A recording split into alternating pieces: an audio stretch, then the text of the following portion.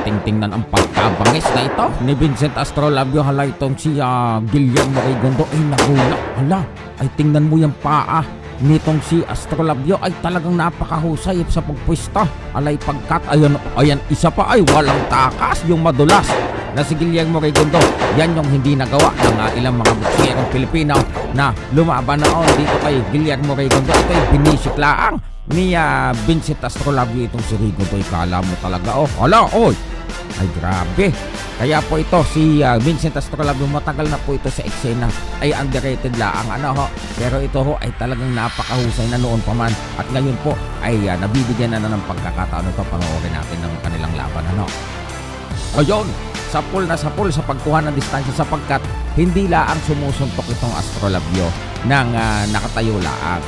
Abante talaga ito at malaking hakbang pa forward, sabi ni Raygondo na problema tayo. Kasi ako'y may nakita, may nakita akong isang laban na isang wasiwas na boksingero. Hindi naman ikamatamaan itong Raygo noong 2021 at diniklara ka pang worst fight of the year ang kanilang laban.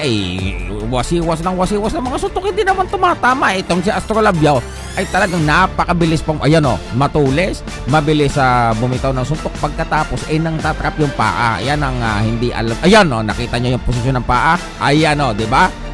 Tapos uppercut sumundot ng upper, pasok. Ayun, ganun dapat talaga. Ayan tingnan nyo, napakalaki ng hakbang ni Astrolabio pa-forward. Diyan din na ayan. Tapos yung mga malalakas na tirada nitong si Guillermo Raygondo ay nabablaklaang ng kanang kamay na nakapwisto para dumapinsan nitong si Vincent Astrolabio. Ganyan dapat. Yung iba kasi na may kilala ako na kaliwa ni Raygondo, kagaya niyan. Tingnan mo, nadala mismo ni Astrolabio para bagang pinagpaglaang yung malakas na kaliwa ni Raygondo. May kilala ako, natamaan ng kaliwa, namaga ang mata. Ito si Astrolabio ay talaga, tingnan mo, napakabilis mag-release ng mga suntok. Ayan, pagkatapos hindi flat-footed. Ayan yung may iba kasi flat-footed nag-aabang lang ng malakas na tama. Itong si Astrolabio ay talagang ginagamit ang kanyang paa at saka ang kanyang bilis, tangkad, haba. Ayan, ganyan dapat. Matuto kayo. Nako, iba itong si Astrolabio ay dudurugin kayo niyan. Kaya yung mga mga kangkong dyan, nako, lalo na yan si Demonyo. Ay nako, yari ka. Ay bantamweight ka pa naman. Ayan, tingnan mo. Basic lang ni Astrolabio itong si Raygo. Hirap na hirap kayo dito kay Raygo. Ay basic lang ni Astrolabio. Di ba? Ayan straight tapos hook. Tsaka yan! Alay tumba. Anong nangyari? Ay binilangan ka. Ay sige, tuloy pa. Ayan, dinomina na dito ni Astrolabio yung laban. Ay napakakap. Ayan, kapit ika. Mahal kita ika. Ayan, nagyakap talagang humiga pa. Ayan. Jab upper, talagang dinomina na ni Vincent Astrolabio nung nakaramdam. Tingnan mo, wiggle na yung tuhod nitong si Guillermo. Ay, kapit to ko. Kapit na si Raygondo. Ganyan, hindi yung wasiwas ng wasiwas. Mas lamang pa yung pag-aangas kesa sa suntok. Di ba?